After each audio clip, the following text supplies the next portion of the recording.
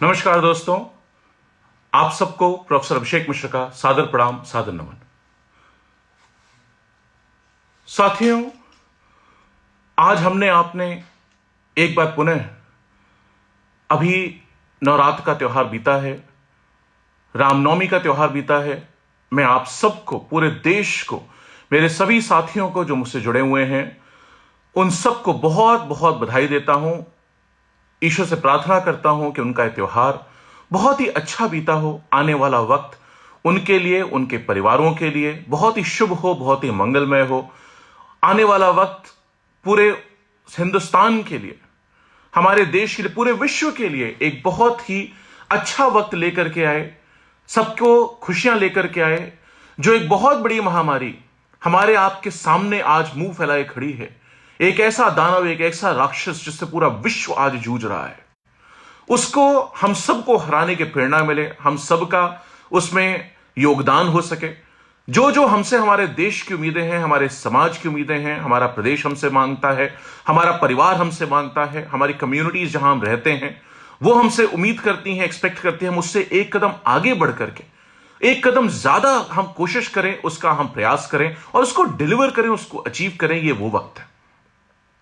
मैं आज सबकी भांति, जब कल हम लोगों को मैसेज मिला कि कल सुबह 9 बजे माननीय प्रधानमंत्री जी हम सबके लिए एक मैसेज पोस्ट करेंगे, तो किसी भी आम नागरिक की तरह, जैसे कोई भी हिंदुस्तान का नागरिक, आज कोई भी पढ़ा लिखा, कोई भी जिम्मेदार आदमी, चाहे वो पॉलिटिकल क्लास का आदमी हो, चाहे वो ब्यूरोक्रेसी का आदमी हो, चाहे जज हो, चाहे वकील हो, चाहे टीचर हो, चाहे डॉक्टर हो, हमारे पूरे पैरामिलिट्री के साथी हो रहे होंगे, हमारे आर्मी, डिफेंस के सर्विसेज के, नेवी के, एयरफोर्स के, सेंट्रल पैरामिलिट्री फोर्सेस के, प्रदेशों के, इवन चीफ मिनिस्टर्स, मुझे लगता है पूरा देश इस बात को उत्साहित था कि देखते हैं हमारे लिए क्या मैसेज आने वाला है।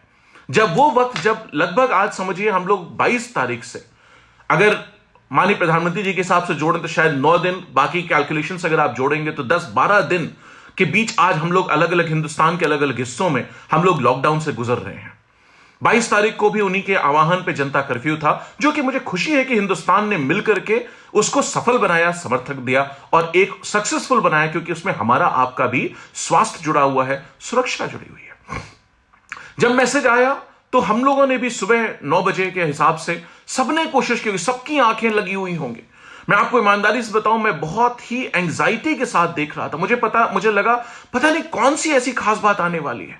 मैं आपको सच बताऊं, मेरे मन में कहीं ये बात आई कि हिंदुस्तान जो हमारा विश्वगुरु है, विश्वगुरु रहा है, और हम सब लोगों का प्रयास है कि फिर से बने और आगे बढ़े, उसमें हो सकता है कोई एक ऐसी दवा का, कोई एक ऐसी वैक्सीन का, कोई एक ऐसा आविष्कार हुआ हो, कोई ऐसी चीज सामने आई हो जो कि प्रधानमंत्री हम सबके साथ शेयर करना चाहते हो, जो हम सबको बताना चाहते हो, जो हम सब लोगों को समझाना चाहते हो कि एक बड़ा मौका आया है देश के सामने। हम लोग, मैं इस बात से कहीं ना कहीं एक्साइटेड था कि कोई ना कोई खास बात जरूर सामने आएगी। अगर माननीय प्रधानमंत्री जी नवरात्रि के 9 दिन रामनवमी बिता करके अगर सबको, पूरे देश को एड्रेस करने जा रहे हैं, हो सकता है कोई एक ऐसी वैक्सीन, कोई चीज सामने आई हो, कोई दवा आई हो, जिससे सिर्फ हिंदुस्तान का ही नहीं, सिर्फ उत्तर प्रदेश का ही नहीं, बल्कि सारे विश्व का, सबका सामूहिक कल्याण हो सके। आखिर हमारी आपकी तो पुरानी भावना है। हम लोग दुर्गा सप्तशती का पाठ बहुतों ने किया होगा, साथियों ने, अभी नवरात्रियों में आपने देखा होगा, उसमें लोगों ने जो बात कही, जब आता है कि पूरे विश्व को महामारी से बचाने के लिए उन्होंने कहा है कि देवी की प्रार्थना करनी चाहिए, मंत्र भी दिया है कि ओम जयंती मंगला काली भद्रकाली कपालिनी दुर्गा क्षमा शिवा धात्री स्वाहा स्वधा नमोस्तुते।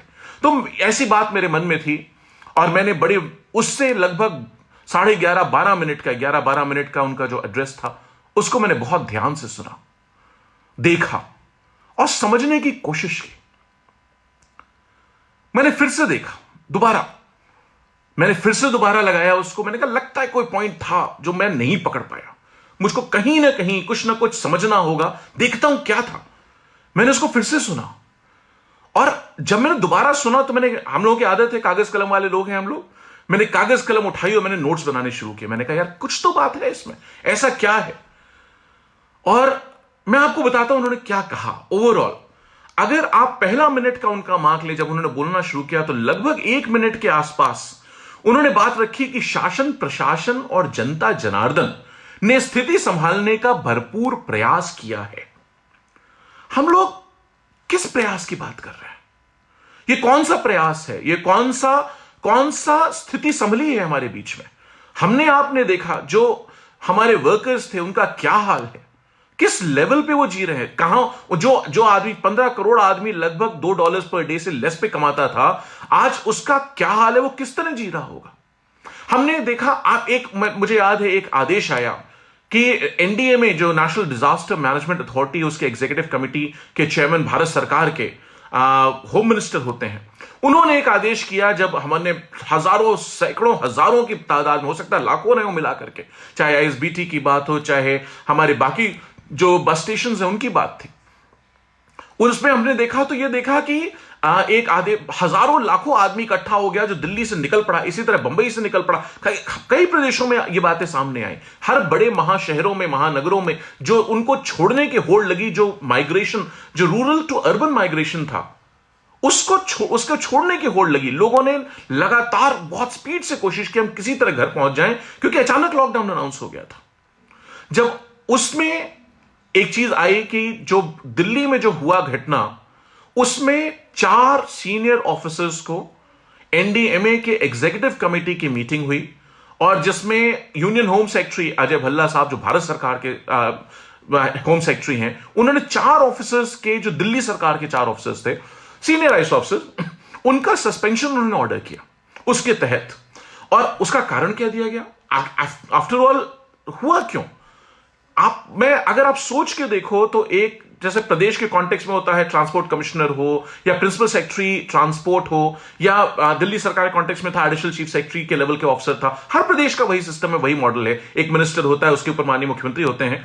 उसमें मैंने सोचा कि अगर उत्तर प्रदेश में लखनऊ में यह हो रहा होता तो यह सवाल उठता कि उत्तर प्रदेश का प्रमुख सचिव परिवहन या ट्रांसपोर्ट कमिश्नर या एमडी यूपीएसआरटीसी किस तरह इस हालत में था कि आलमबाग के बस स्टेशन पे या चारबाग में लखनऊ शहर में बस स्टेशन पे भीड़ न जमा होने पाए, हजारों आदमी जो शहर के अलग अलग हिस्सों से निकला और वो वहां न जमा हो पाए, इसकी कौन सी ताकत उस प्रमुख सचिव के पास है, उस एडिशनल चीफ सेक्रेटरी के पास थी? तो वो मुझको नहीं समझ में आया।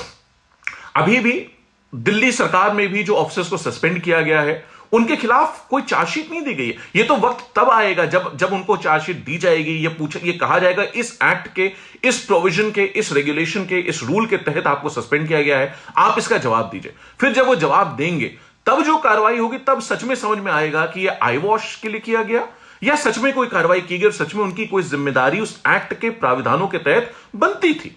अगर नहीं बनती तो किस ताकत से एक्ट काम करते वो भला। अच्छा, कमाल की बात तब हुई जब आप गवर्नमेंट ने बसेस अरेंज की, दिल्ली सरकार, मैं पॉलिटिकल बात नहीं कर रहा, मैं एक आम नागरिक के हैसियत से बात कर रहा हूं, उसको समझिएगा। जब आप गवर्नमेंट ने दिल्ली में बसेस अरेंज की तो उनके लोगों के खिलाफ सस्पेंशन आदेश हो गया। वहीं उत्तर प्रदेश की सरकार ने जब माइग्रेंट्स को डेजिग्नेटेड पॉइंट से उठाने के लिए उत्तर प्रदेश के माननीय मुख्यमंत्री ने ट्वीट किया और कहा कि 1000 बसेस लगाई जाएंगी, और उनके ऑफिसर्स ने उसी चीज को जो दिल्ली सरकार में हुआ कि वहां लोग आ गए, उन्होंने बसेस अरेंज की, उनको वापस जाने की बात रखी गई, वही बात जब उत्तर प्रदेश सरकार ने की तो उनके खिलाफ कोई कार्रवाई नहीं हुई। मैं ये जजमेंट नहीं दे रहा कार्रवाई होनी चाहिए या नहीं होनी चाहिए थी, ये तो एक्ट के प्रोविजंस की बात है, उसमें सामने आ जाएगा, हमारे आपके सामने छुपेगा नहीं। ये चीजें कितने दिन चलेगा वॉश कोई होगा तो, अगर वो तो सामने आएगा कि हाँ भाई इन लोगों को ये थी, इनकी एक गलती थी, इन्हें इसको करेक्ट करना चाहिए था। तो लेकिन मैं सिर्फ अंतर की बात कर रहा हूं कि दिल्ली सरकार में जब वही हुआ तो 4 सीनियर ऑफिसर्स को सस्पेंड किया गया, उत्तर प्रदेश सरकार में हुआ तो कोई ऐसी कार्रवाई नहीं की गई। तो मैं ये सवाल उठाना चाह रहा था, जिन्होंने कहा कि शासन प्रशासन और जनता जनार्दन ने स्थिति संभालने का भरपूर प्रयास किया। कौन से प्रयास की हम बात कर रहे हैं? कौन सा प्रयास दिखाई पड़ रहा है? यहां लोगों को खाना नहीं मिल रहा खाने के लिए, आप मनरेगा के कार्ड की बात कर रहे हो, आप आधार कार्ड मांग रहे हो, आप राशन कार्ड मांग रहे हो। राशन कार्ड आज भी 2011 के सेंसस के बेसिस पे है, 2010 का डेटा होगा उसमें, आज 2020 में हम बैठे हुए हैं। मैं आपको ईमानदारी से बता सकता हूं कि लखनऊ उत्तर विधानसभा में, लखनऊ शहर में माननीय राष्ट्रीय अध्यक्ष माननीय अखिलेश यादव जी के निर्देश पे हमारी टीमें मोहल्ले मोहल्ले लेवल पे लगी हुई हैं। हमारे साथी बहुत सारे इस समय जुड़े हुए हैं, विजय है, अविनाश है, रजी है, विजय भाई है, दुर्गेश जी हैं, संतोष जी हैं, हिमांशु जी हैं, हमारे जो सभासद हारे जीते हैं वो सब लगे हुए हैं, जान लगा करके अपने अपने पर्सनल सेफ्टी सिक्योरिटी का रोज रिस्क उठा करके वो लोग लगे हुए हैं। और तब लोगों को हम कोशिश कर रहे हैं कि उनके घरों तक खाना पहुंच जाए। मैंने अपना नंबर, मेरा नंबर 9721299999 ओपन कर रखा है कि जो चाहे मुझे बताए। आपको, अगर आप मेरी बात सुन रहे हो और आप तक पहुंच रही हो, तो आपसे भी निवेदन कर रहा हूं, अगर भगवान ने करे आपको जरा भी खाने पीने राशन की दिक्कत है तो जरूर हम लोगों को बताइए। हम लोग, हमारी टीम, हमारे साथी समाजवादी पार्टी के लोग जरूर आप तक पहुंचे। और सिर्फ समाजवादी पार्टी की बात नहीं, बहुत सारे एनजीओज हैं, बहुत सारे ऑर्गेनाइजेशन हैं, बहुत सारे वॉलंटरी लोग काम कर रहे हैं। मैंने देखा गुरुद्वारों से बट रही हैं चीजें, मैंने देखा मंदिरों से चीजें बट रही हैं। ये बहुत अच्छी बात है।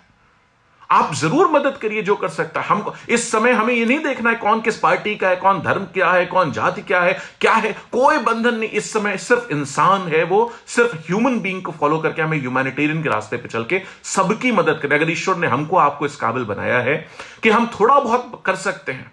हमारे प्रियांशु जी कह रहे हैं, हिमांशु शुक्ला जी बहुत अच्छा काम, मैं मानता हूं हिमांशु बहुत अच्छा काम करने की कोशिश कर रहा है, अखिलेश काम करने की कोशिश कर रहे हैं, वाजपेयी जी जानकीपुरम में, हमारे बहुत सारे साथी, चाहे फैजुल्लागंज की बात हो, चाहे महमूद, चाहे आपके हुसैनाबाद की बात हो, हम अली अब्बास ने वहां पे बहुत कोशिश की है, समीर खान हमारा लगा हुआ है, बहुत सारे, मनोज मिश्रा जी दौलतगंज में काम कर रहे हैं, दौलत, और सब जगह मैं सबका नाम ले सकता हूं। अयोध्या दास वार्ड 1 में, 2 में, त्रिवेणी नगर में, अलीगंज में हमारे फैजुल्लागंज में साथी, जानकीपुरम में साथी, जयशंकर प्रसाद में हमारे साथी, हमारे मनकामेश्वर वार्ड में साथी, चाहे मनोज जी हो, चाहे जावेद भाई हो, चाहे मनीष, सब लोग काम कर रहे हैं, तब हम लोग मदद पहुंचा रहे हैं। आप किस व्यवस्था की बात कर रहे हैं, मैं ये सवाल उठा रहा हूं।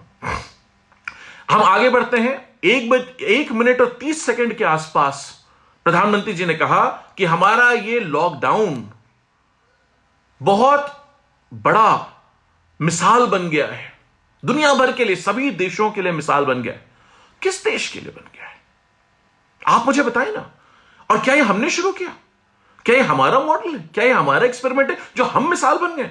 हमने खुद चाइना को इमुलेट किया है। चाइना ने जिस तरीके से हुबेई प्रोविंस को, वुहान सिटी को लॉकडाउन किया, उसी से पूरी दुनिया ने कोशिश की। शुरू में आपको याद होगा सबने इसका मजाक उठाया, सबने मजाक बनाया।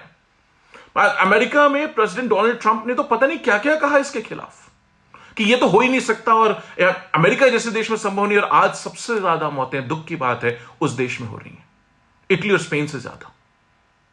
तो ये जो मॉडल है ये तो चाइना का शुरू किया हुआ था, हमारा नहीं है ये। जो उसकी मिसाल हम, अगर कोई मिसाल बनने की बात करेगा भी तो हो सकता है चाइना कह सकता, लेकिन चाइना के प्राइम मिनिस्टर, प्रेसिडेंट को तो हमने कभी नहीं देखा कि खड़े हुए हो टीवी पे, उन्होंने कहा हम मिसाल बन गए इस बात के। तो लेट्स सी, और उन्होंने क्या कहा। 1:01 पे माननीय प्रधानमंत्री जी ने बात रखी कि घंटा और थाली एक सामूहिक शक्ति का प्रदर्शन थे। सच में, रियली? आईएएस आईपीएस अफसर गली गली घूम के घंटा बजा रहे हैं, यह हिंदुस्तान की सामूहिक शक्ति का प्रदर्शन है। मुझे लगता है हिंदुस्तान इससे कई गुना ज्यादा का केपेबल है। हमारे लोग, हमारे पॉलिटिकल क्लास, हमारा ब्यूरोक्रेटिक क्लास, हमारा जुडिशरी, हमारे बिजनेस लीडर्स, हमारे एग्जीक्यूटिव्स और हमारा छोटा से छोटा आम आदमी, नागरिक, जो जवान हमारे देश की सरहदों पे जान देता है, वो भी इससे ज्यादा का केपेबल है। आप मांग के तो देखिए प्रधानमंत्री जी, आप मांग के तो देखिए, हमारे कोई हो, हमारे यहां माननीय अखिलेश जी ने एक आह्वान कर दिया कि लोग मदद के लिए निकल पड़े। लोग अपनी जान की परवाह किए बिना आज सड़कों पर दूसरों की सेवा कर रहे हैं। यहां तक कहा हमने उनके निर्देश पे कि भाई हम लोग अपनी साइकिल से, आप व्यवस्था करा दीजिए, हम साइकिल चला चला के घर घर, गली गली, मोहल्ले मोहल्ले, गांव गांव तक पहुंचाने को तैयार हैं। आप मदद तो लो, हम तो करने को तैयार हैं। और हम कहते भी नहीं, आप कभी मत कहना, आप मन से कभी मत कहना माननीय प्रधानमंत्री जी, माननीय मुख्यमंत्री जी की समाजवादियों ने मदद की, आप कभी मत कहना, हम फिर भी करने को तैयार हैं। यह हमारा राष्ट्र धर्म है, यह देशभक्ति का मामला है, सच में देशभक्ति का मामला यह है। इसको देशभक्ति से जोड़ कर देखना होगा। असली देशभक्त वो होगा जो इस समय लोगों के लिए अपना काम करने को तैयार हो, अपना कष्ट सह करके, अपना दो रोटी कम खा करके करने को तैयार। हम करने के लिए तैयार। आज हमारे यहां मेरी विधानसभा में मेरे साथ के टीम के लड़के, मोहल्ले की जो टीम्स हम लोगों ने बनाई, उनके लड़के अपने हाथों से छिड़काव कर रहे हैं, ब्लीचिंग एजेंट जा रहे हैं और सैनिटाइजर्स का छिड़काव कर रहे हैं, अपने अपने पीठ पे लाद करके गली गली घूम घूम करके, चाहे मंदिर हो, चाहे मस्जिद हो, चाहे गुरुद्वारा हो, चाहे हिंदू का घर हो, चाहे मुसलमान का, बिना कुछ देखे हुए आंख बंद करके एक एक आदमी तक पहुंचने की कोशिश कर रहे हैं इस जज्बे के साथ। ये देश है, ये हिंदुस्तान। आप मांग के तो देखिए प्रधानमंत्री जी, हिंदुस्तान जान देने को तैयार हो जाएगा। आप मांग क्या रहे हो? थाली और ताली बजाएं। मैं आगे बढ़ा तो हमने देखा 3 मिनट और 20 सेकंड पे, और दोबारा वही बात उन्होंने दोहराई लगभग 8 मिनट और 50 सेकंड पे, 9 सेकंड के आसपास, जब उन्होंने कहा कि हम में से कोई अकेला नहीं है, 130 करोड़ लोग साथ हैं। लेकिन उन्होंने यह नहीं बताया कि वो कैसे साथ हैं, लॉकडाउन में करें क्या। अगर वो, उन्होंने ये नहीं बताया कि हां अगर आपको जरूरत पड़े तो ये एक नंबर है, आप यहां मिला दो। मैंने कितनी बार कहा, मैं फिर दोहरा रहा हूं, अगर आपको जरूरत पड़े समाजवादी पार्टी किसी साथी की, लखनऊ उत्तर विधानसभा में प्रोफेसर अभिषेक मिश्रा की, किसी चीज के लिए, खाना पोना पीना किसी के लिए, तो आप 9721299999 मिलाइए। हम कोशिश करेंगे कि पुलिस अगर हमारे लोगों को, हम लोगों को सड़क पे उतरने देगी और लाठी और डंडा नहीं मारेगी तो आपके घर तक खाना स्वयं पहुंचाए। और नहीं तो मेरा कोई साथी जो आपके घर के बगल में रहता होगा, पड़ोस में रहता होगा, वो निश्चित रूप से पहुंचाएगा, यह मैं आपको वादा करता हूं। साथियों, आप मांग के तो देखो, आप कहो तो। और यही सिर्फ लखनऊ उत्तर विधानसभा की बात नहीं है, ये पूरे उत्तर प्रदेश के लिए सच है। ये समाजवादी स्पिरिट है। जो 42nd amendment to the constitution जो हुआ, उसमें जो सेक्युलर और सोशलिस्ट वर्ड ऐड किया गया हमारे प्रियम्बल में, ये उसकी कीमत है, ये उसकी बात है। तब जाकर के हम लोग इस बात पे कह रहे हैं, हम उसको चुकाने को तैयार हैं साथियों। उन्होंने ये नहीं बताया। इसी तरह हम आगे बढ़े, इसी तरह हम लोग जब आगे बढ़े तो 6:06 पे उन्होंने कहा कि कोरोना के संकट के अंधकार को चुनौती देनी है, उसे प्रकाश की ताकत का परिचय कराना है। हम बिल्कुल तैयार हैं इस बात के लिए। आप हमें तरीका बताइए, आप बताइए कैसे होना है, हम करने को तैयार हैं। मैं एक्साइटेड हुआ बहुत सुन, यही वाक्य था जिसकी वजह से मैंने दोबारा सुना उनका एड्रेस पूरा, कि वो वायरस जो ह्यूमन हेयर की विड्थ से 1000 गुना से भी ज्यादा छोटा है, वो वायरस से हम कैसे लड़ेंगे, उसको, उसके अंधकार की ताकत को हम प्रकाश की तरफ कैसे ले जाएंगे, यही चीज तो हम जानना चाहते हैं आपसे। और उसके बाद 6 मिनट 40 सेकंड के अपने एड्रेस में उन्होंने कहा कि 123 करोड़ देशवासियों की महाशक्ति का जागरण करना है। 9 मिनट चाहते हैं।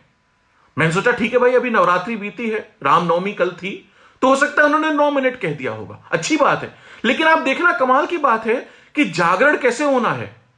वो हिंदुस्तान में पहली बार जागरण का नया फॉर्मूला निकला है। जागरण करने के लिए सारी लाइटें हमें बंद कर देनी है।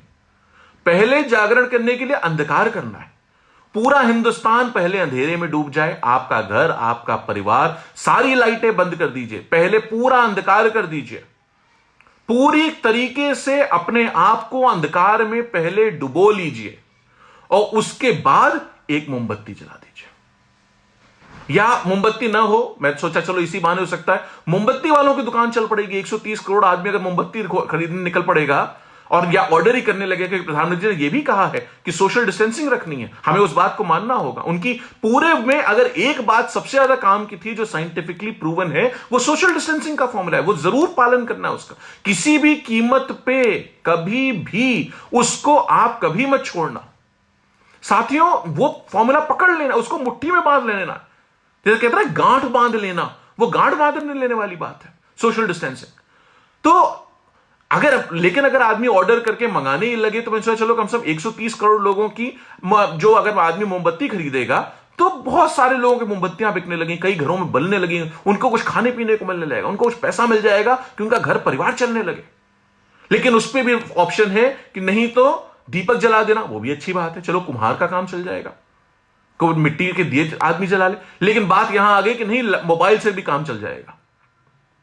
तो साथियों, पूरे घर की लाइट पूरे हिंदुस्तान में 130 करोड़ आदमी मिलकर के ऑफ कर दें और उसके बाद चाहे मोबाइल की लाइट जला लें, चाहे दिया जला लें।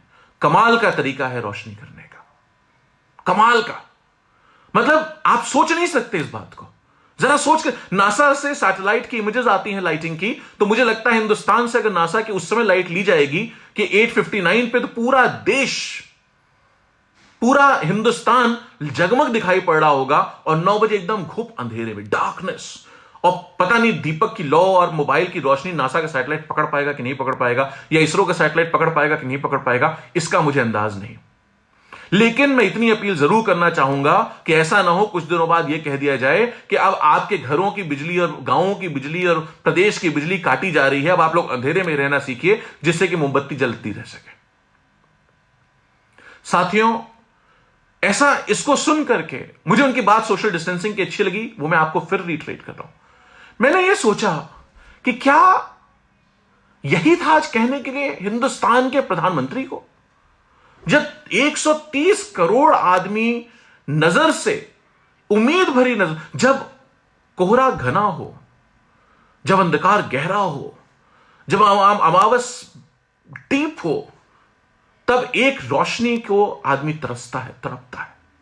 और वो रोशनी आदमी हमेशा अपनी लीडरशिप से एक्सपेक्ट करता है, अपने लीडर की तरफ देखता है कि मुझको ये रास्ता दिखाएगा, और वो समय लीडर जो रास्ता दिखाता है, पूरा देश उस पर चलने को तैयार हो जाता है। साथियों, मैंने ये सोचा, अभी हमारे और भी बहुत सारे साथी जुड़ गए हैं। राहुल त्रिपाठी जी जौनपुर से बता रहे हैं कि भैया वहां भी समाजवादी पार्टी के लोग लगातार बांट रहे हैं। अतीक जी जुड़ गए हैं, आदेश जी जुड़ गए हैं, प्रियांशु जी जुड़ गए। मैं सबको धन्यवाद देता हूं। लेकिन साथियों, मैं अपनी बात जारी रखूं।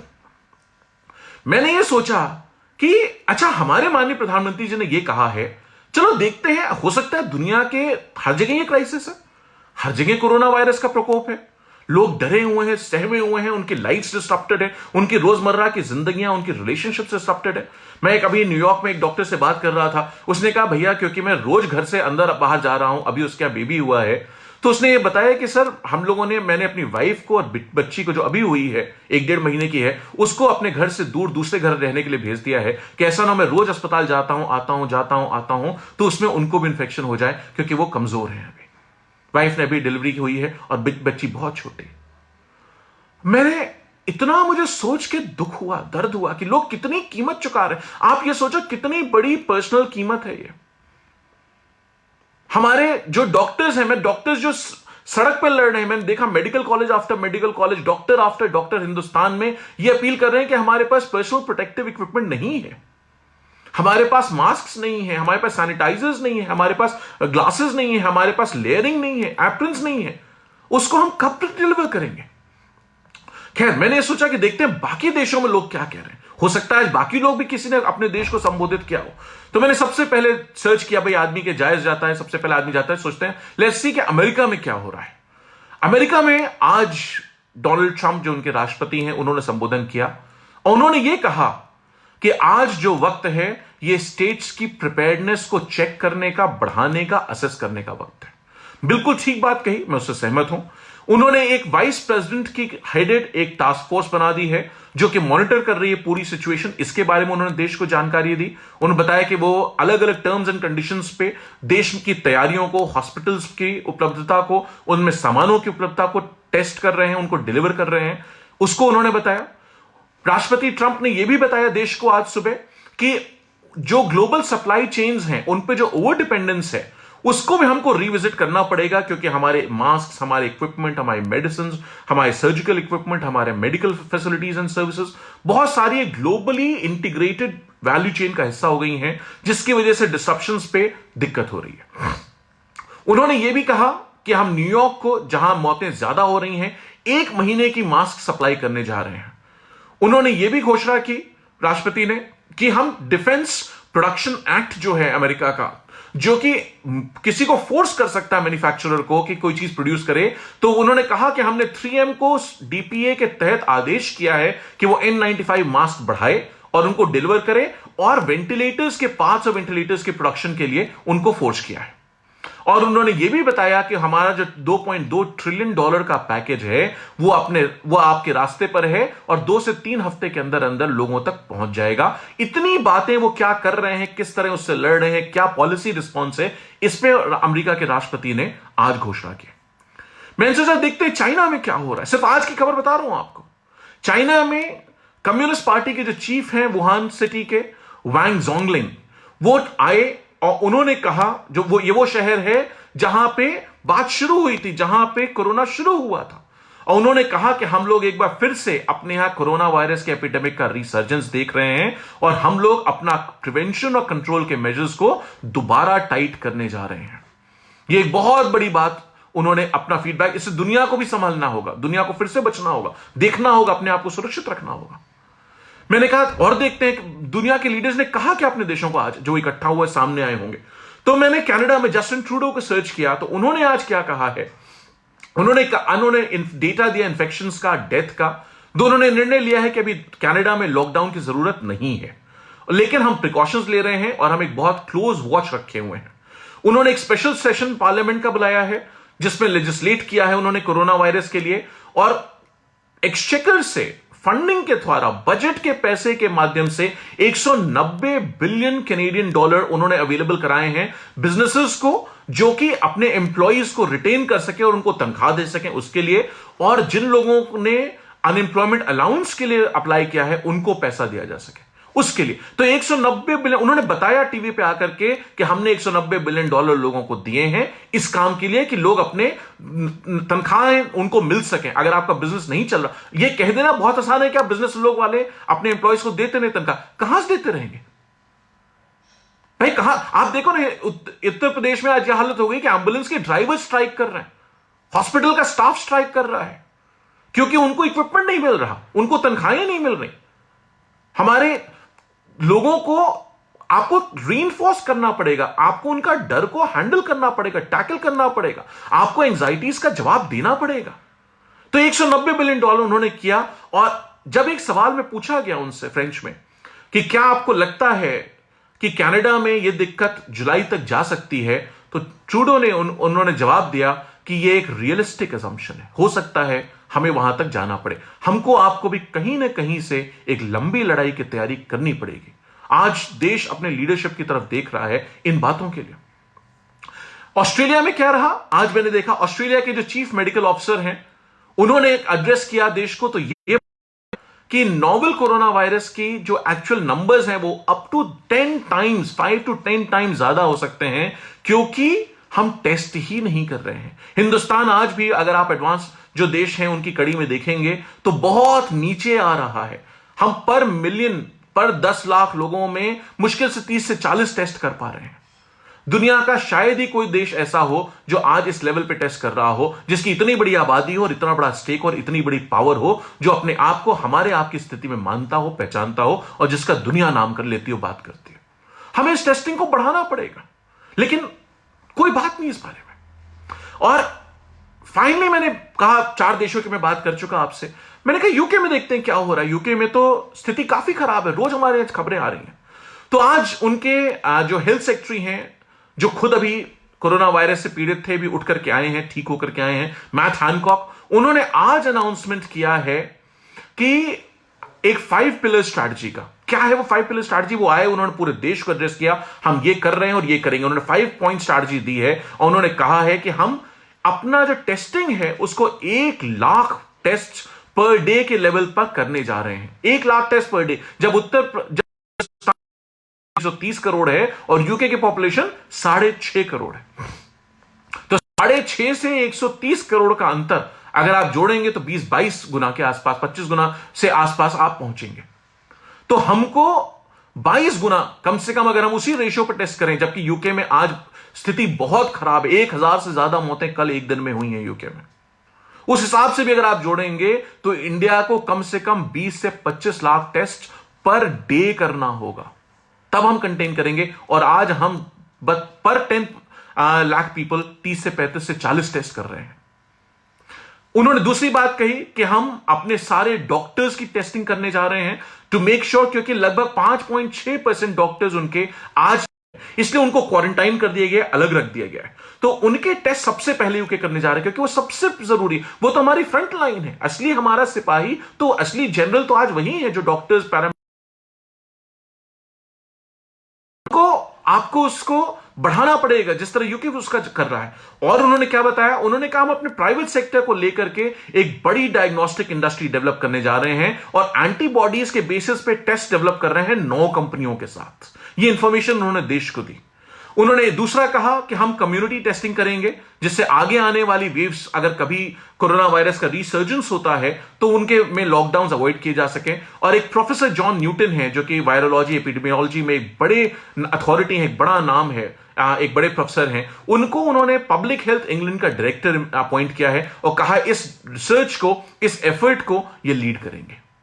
और साथ ही साथ उन्होंने देश को बताया कि आज जैसे हम बात कर रहे हैं, तो दुनिया का सबसे बड़ा क्रिटिकल केयर सेंटर, दुनिया का सबसे बड़ा critical care centre NHS Nightingale Excel centre London docking में आज हमारे आपके बात करते के समय, इस समय शुरू हो गया है वहां, जिसमें 4000 बेड की कैपेसिटी उन्होंने जनरेट की है।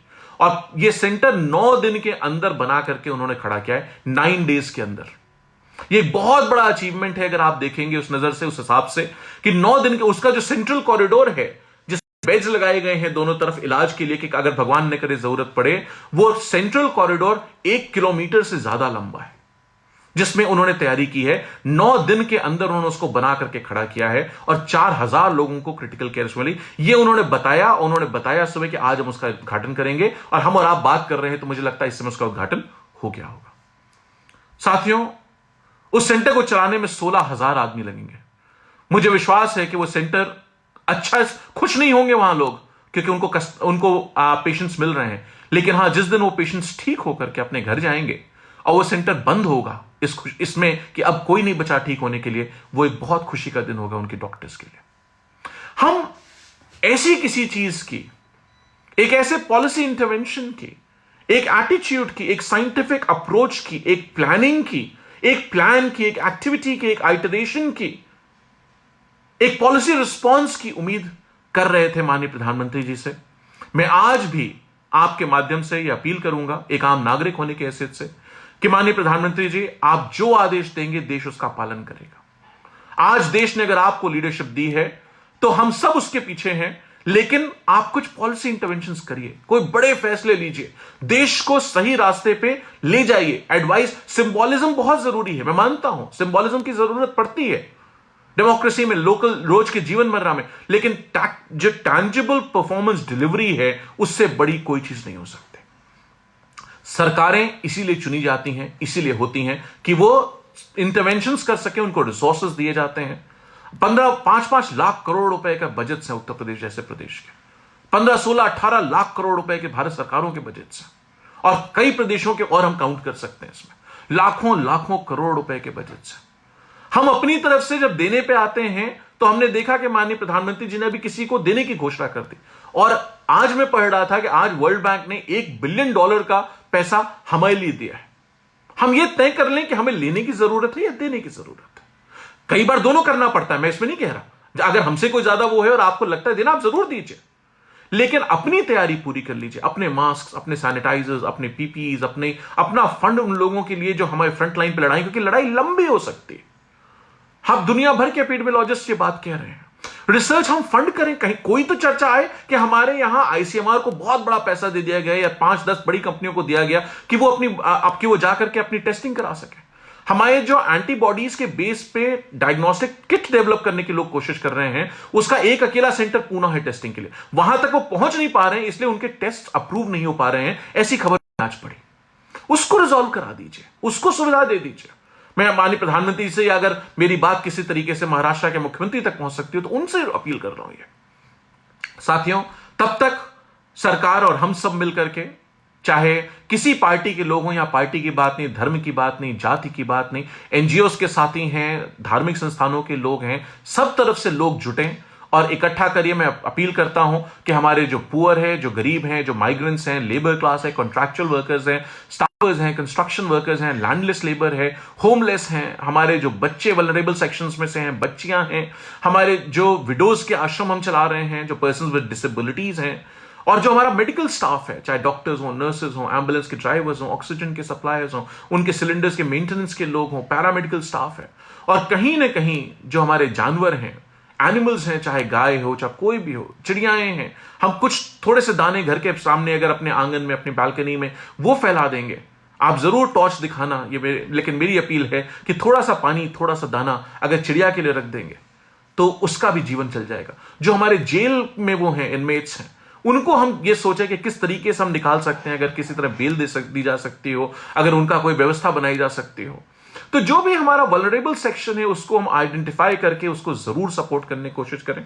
मैं एक बात पुनः आपके माध्यम से सबको धन्यवाद देता हूं, सारे समाजवादी साथी जो अलग अलग मोहल्लों में, अलग अलग क्षेत्रों में, अलग अलग लोगों के साथ, अलग अलग वार्ड्स में, हमारे सभासद लोग, हमारे जीते हारे साथी, सब लोग जिस तरीके से, जिस जज्बे के साथ आप काम कर रहे हो, मैं आपको सलाम करता हूं, आपको प्रणाम करता हूं। इसको बढ़ा के रखिए, इसको चला करके रखिए। हमारे सभी साथियों का, मैंने बहुत साथियों का नाम लिया, जिनका नहीं लिया उनको भी दिल से धन्यवाद देता हूं, और सबको, सभी साथियों को, एनजीओ को, गली मोहल्ले में सबको धन्यवाद देता हूं कि आप आगे आए हैं। इसको जारी रखिएगा, लड़ाई लंबी होगी, लेकिन हम हारने वालों में से नहीं है, हम चूकने वालों में से नहीं है। हिंदुस्तान जीत के निकलेगा, और हम और आप सच्चे देशभक्त हैं, अगर सच्चे हिंदुस्तानी हैं तो जरूर लाइट जलाइएगा, जरूर ताली बजाइए, जरूर थाली बजाइए, लेकिन किसी एक गरीब को खाना खिला देंगे तो मुझे लगता है वो सच्ची आपकी देशभक्ति का सबूत होगा, और सबसे ज्यादा, सबसे महत्वपूर्ण होगा।